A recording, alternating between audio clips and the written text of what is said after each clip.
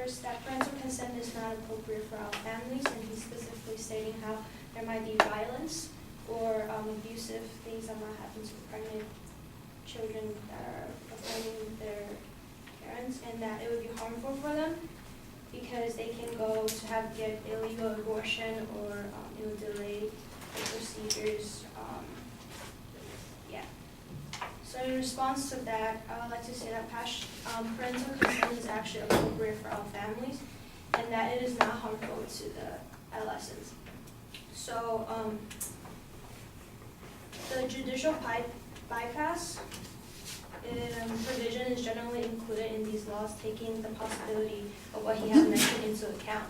And so, according to Carrie Gordon, the Vice President of Government and Public Policy at Focus on the Family, she said that abusive parents faces the threat of criminal penalties regardless of why they are angry with their child. And the waiver component actually provides additional protection for the minor child, as it requires a notification of the appropriate authority if the girl is under abuse, either physically or sexually. So without this law, girls who are the victim will actually have secret abortion and then return to the same home environment. So in this case, bypassing parental consent, it actually exposes the possibility of whether it's abuse, physically or sexually. And with that said, in an overall view, according to the national study conducted by researchers associated with Guttmacher, disappointment is the most common response of parents who learn that their teen-age daughter is pregnant, and almost no parent responds with violence. Teens reported an increase in parental stress as the most common consequences, but less than 1% of the teens reported that they were beaten physically.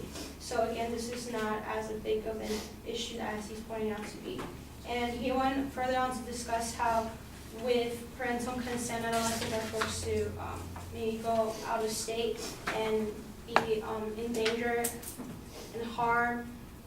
But according to my research by Errol Carey, again, the Vice President of Government and Public Policy at Focus on the Family, says that more than 40 states has passed some kind of parental involvement consent laws, and there is no evidence that these laws drive girls to have illegal abortion. Furthermore, teenagers can die from illegal abortion. Just because abortion is illegal doesn't guarantee that it is safe. So parental involvement is the best way to protect the life and health of the teenage girls.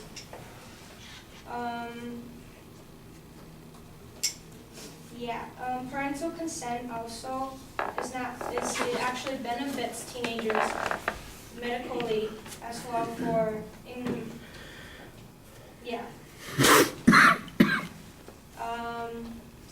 parents who know their daughters has undergone an abortion can more identify any procedures problems such as infections. And parents are more likely to have greater experience in selecting medical providers and thus being more able to find the right place for the girls to undergo any procedures. So in a sense, parental consent is actually beneficial to the adolescent's health rather than damaging them. So with that said, I'd like to further out the points that California should require parental consent for for children undergoing abortion. And before I go into it, I'd just like to say that a majority of states has already agreed to require some sort of parental involvement in the minor's decisions to have an abortion. So there must be a reason why the majority of states are doing this. And so other than the points that my partner has already mentioned, I would like to point out one more. That the reason why teenagers should undergo parental consent is because parental involvement protects an adolescent from sexual abuse. So many teen pregnancies are the result of some sort of rape or abuse. According to Colette Teresa, which is a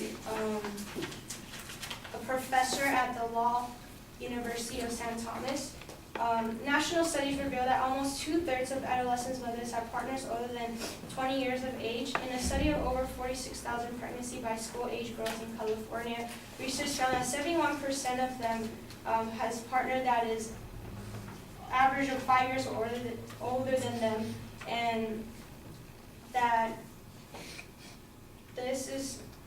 these are therefore typically the results of some sort of abusive or criminal act.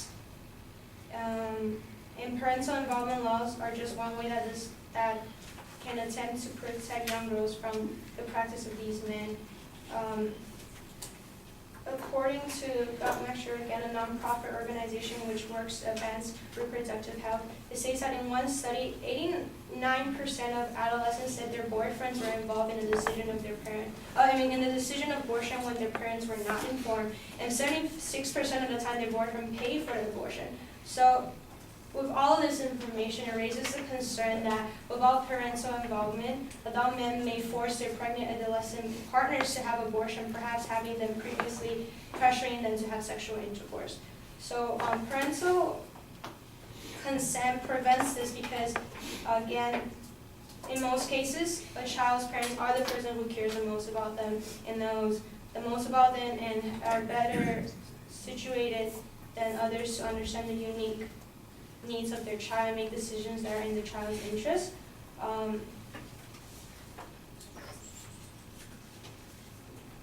So parental consent, when you're forcing a child to tell their parents about it, you're basically saying, you're taking all the possibility that they have to tell their partner, and if their partner may just want to use them for sexual pleasure rather than for the sake of their health, then they can just be telling their partner that, oh, get an abortion. Rather, if they tell their parents, who are most likely aren't for that, they won't care about the child's health, they won't be, for the sake of the child's health, that they would be in a more safer environment.